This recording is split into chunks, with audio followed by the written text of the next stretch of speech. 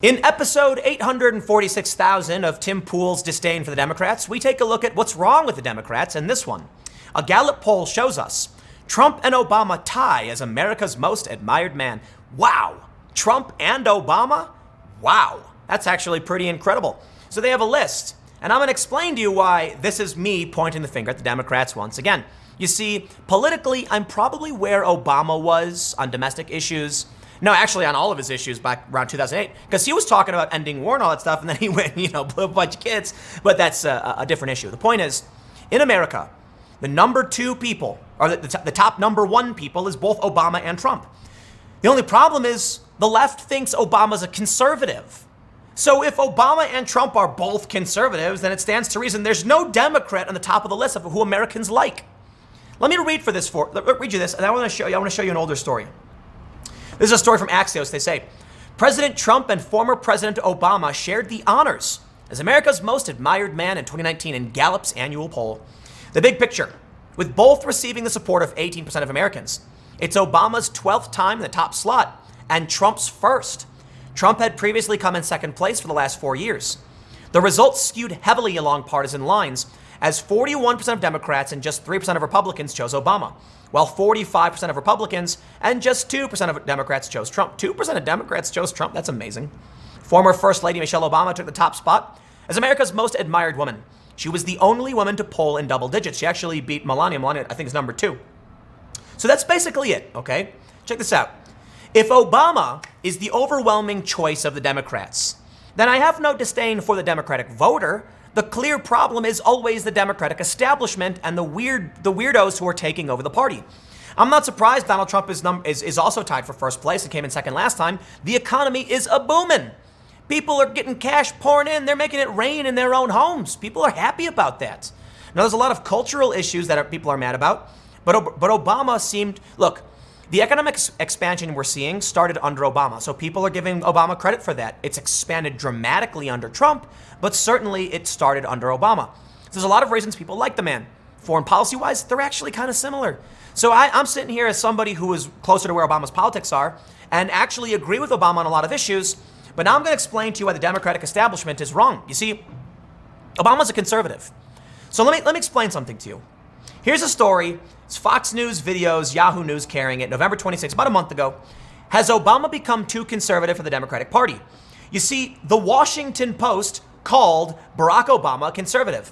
They say, as the Washington Post declares former President Barack Obama a conservative, Democrats admit they are abandoning the broad coalition that led to his historic election. Former Bernie Sanders 2016 campaign staffer Teslyn Figaro reacts. So I'm not going to actually watch the video, but you get the point. I covered this when it happened. What do you think happens when you have a Gallup poll? Actually, can we pull up the poll? When the number one person, there's two number ones, but the tie, are two conservatives. Do you think the Democrats will win? Do you think moving to the far left is how you get your victory? No. So then I have people saying like, Tim, why are you ragging on the Democrats? I was supporting Barack Obama. You see all the videos I made where I'm like, Barack Obama's right. I agree with Obama. Man, how amazing that we're in a place where I can say, I don't like Trump, Obama is right, and they say, that's right wing, because today, by today's standards, it actually is. I'm curious to see if Gallup has an analysis on this. Let's read a little bit. Gallup says, after Obama and Trump, no other man was mentioned by more than 2% of respondents. The remainder of the top 10 for men this year includes Jimmy Carter, Elon Musk, Bill Gates, Pope Francis, Bernie Sanders, Adam Schiff, the Dalai Lama, and Warren Buffett. 11% of Americans named a relative or friend as the man they admire most. Aw, that's kind of heartwarming. 18% named some other living man, and 25% did not name anyone. The incumbent president has typically been America's choice as the most admired man, having earned the distinction in 58 of the 72 prior Gallup polls. When the incumbent president is not the choice, it is usually because he is unpopular politically. Which was the case for Trump in 2017, with a 36% approval rating. Trump is more popular now than he was in the past 2 years with a 45% job approval rating, among his best as president. Coincident with the rise in his job approval rating, the 18% of Americans currently naming Trump as their most admired man is also up from 13% in 2018 and 14% in 2017. Increased mentions of Trump as the most admired man have come almost exclusively among his fellow Republicans. Obama's 18% mentions among U.S. adults as the most admired man are in line with 2018, whatever figures. Okay, they're going to talk about Michelle Obama. I guess you get the point. Maybe you should share this video with people who don't quite understand that Obama's a conservative. That Washington Post said Obama the conservative. Do you know there's a website called it's like, seriously, Google it. Obama is a conservative. I'm not making it up, it is. And they track Obama's policy and they accuse him of being a conservative. If Obama is a conservative and he is still the most popular man in the country, and Trump is a conservative and he has just tied with Obama, it sounds to reason, it sounds to me, the overwhelming majority of people in America must be conservative. Is that what the intent was? Because Trump controls the executive branch and the Republicans control the Senate, and now Republicans technically control SCOTUS. I say technically because SCOTUS is not supposed to be partisan, but they kind of are. What do you think that's going to happen? What do you think is going to happen? Do you think the people who like Obama, who agree with Obama when he said, telling the left to stop beating itself, saying social justice and cancel culture is not activism, do you think the average American is going to be like, I don't like Obama? No, they're straight up saying they do like him. So when you come out and say Obama's a conservative, you know what these people are going to start thinking? If Obama's a conservative, they must be conservative too. And if they're going to vote, they should probably vote conservative, right? Not only that, let's not pretend that voters are just mindless morons who go and check the box because they think they're conservative.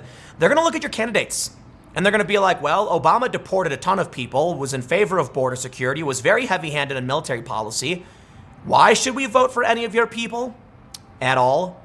I think it's kind of amazing that Obama is such a popular figure, considering it's just he basically got away with so much, like killing Americans and blowing up kids, and it's not like Trump is better for the most part in foreign policy. They say the post-presidency popularity for Obama and Eisenhower allowed each to finish first a record 12 times. Each man was named the most admired man in the year he was elected president, and all 8 years he was in office, plus 3 additional years. Obama has finished first during the 3 years after he left office, while Eisenhower won once before he ran for president. Yeah. You know what's funny? The narrative about Obama being a conservative, it kind of started after, I think it was the second debate. CNN ran a story saying, when did Obama become a Republican? Because all the Democrats on stage were attacking Joe Biden and attacking Obama's record, saying he wasn't good enough. Think about what that means. Obama is extremely popular. Democrats still love him, but there they were on the debate stage saying they're going to give your health care to non-citizens, and Obama is a bad man. That to me is incredible.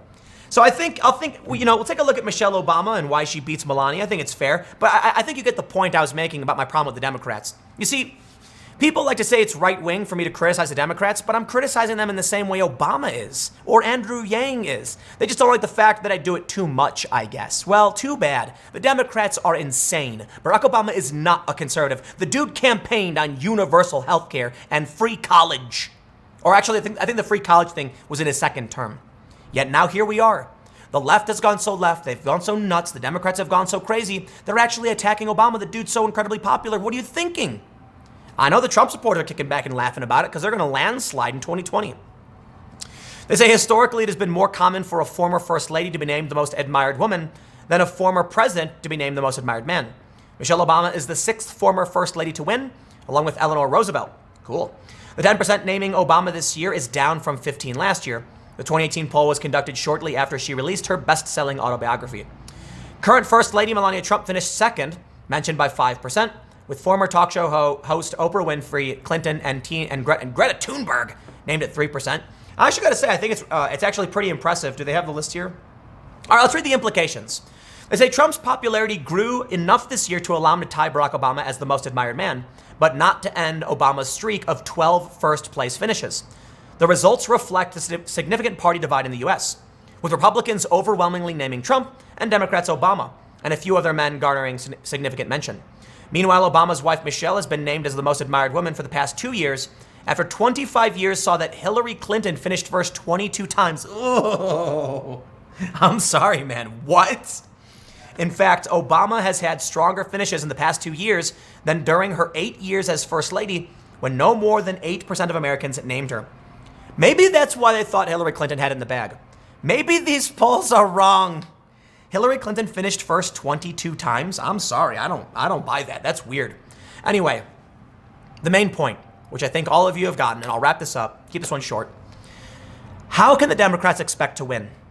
If the Democratic voters love Obama, if non-voters, if people generally just love the man, that he's won 12 years in a row, they're gonna smear him as conservative, they're gonna attack him, and then they think they're going to win?